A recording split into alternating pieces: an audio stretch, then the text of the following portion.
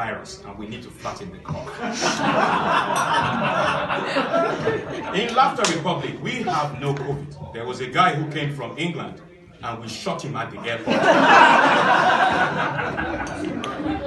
So there's no need for vaccination, there's no need for, we just shot him. So that is the level of debate. I hope you are ready.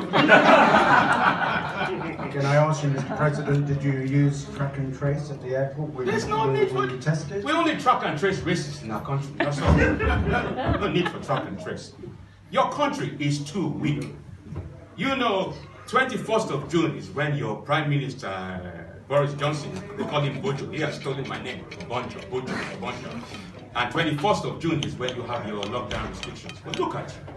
Look at you. The restrictions. It's all bullshit. It's not bullshit. This is where we're going to have some real debate. It is not bullshit. Indian variant. Freedom Day. No, Freedom Day on the 21st of June. That's what you said about Brexit, but they didn't even vote for you in the European Let's start. We can approach this from so many different angles. And as I said a minute ago, I'm very happy to cover any subject you want to. But I think at this moment in time, let's give the audience an opportunity to challenge each of their narratives or to ask questions. So is there anybody who would like to start off? Yes, sir. And to who? President Obonjo. To Mr. President Obonjo. What is your name? My name is William Essay. William Essay. Don't you people stand up when you're... Would you like me to stand up? Yes, I would love to stand up. Pledge allegiance to me.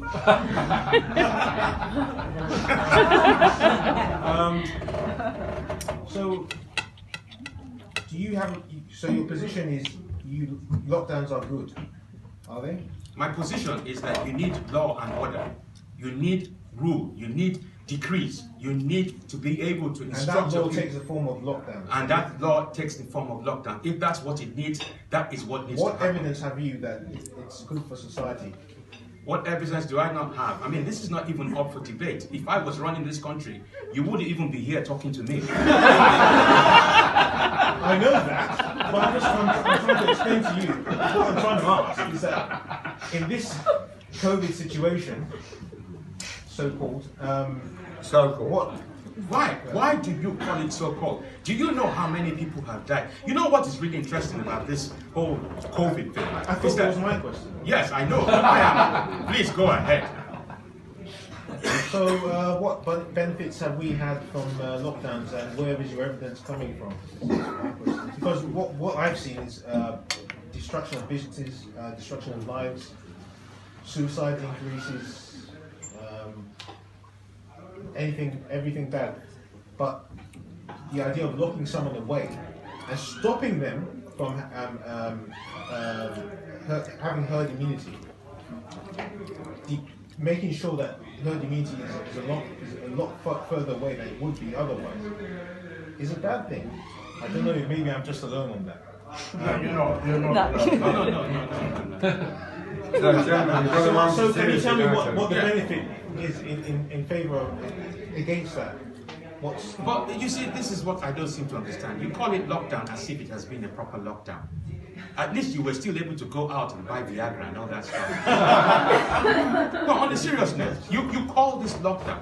Are you saying that he needs Viagra? No, on a serious note. Do you need Viagra, sir? What is really interesting about your country is you always talk about the fact that this country is under dictatorship or is moving towards dictatorship. You have no idea what dictatorship rule means. Don't flirt with the idea of dictatorship because you have no idea.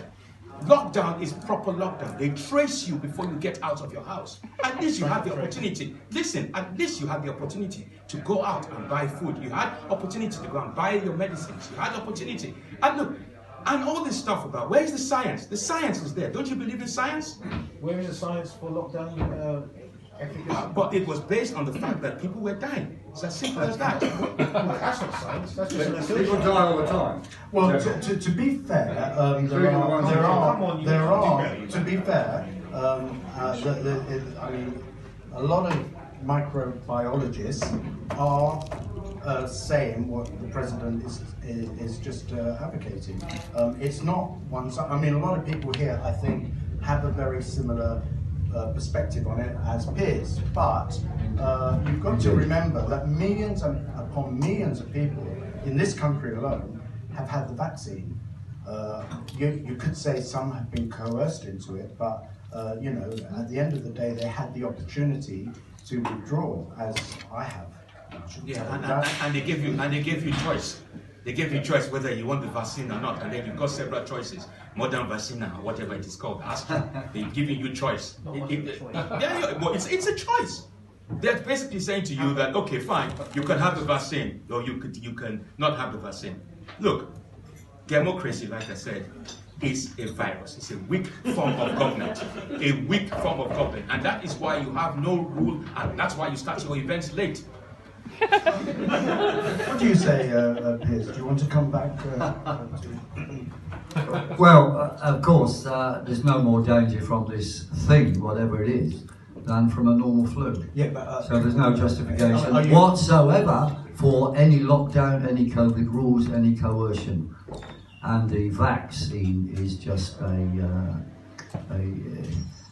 imposition upon us of control, and also will, in all probability, shorten your life if you take it. Yeah, but Piers, do you have any data to back that up? Yes.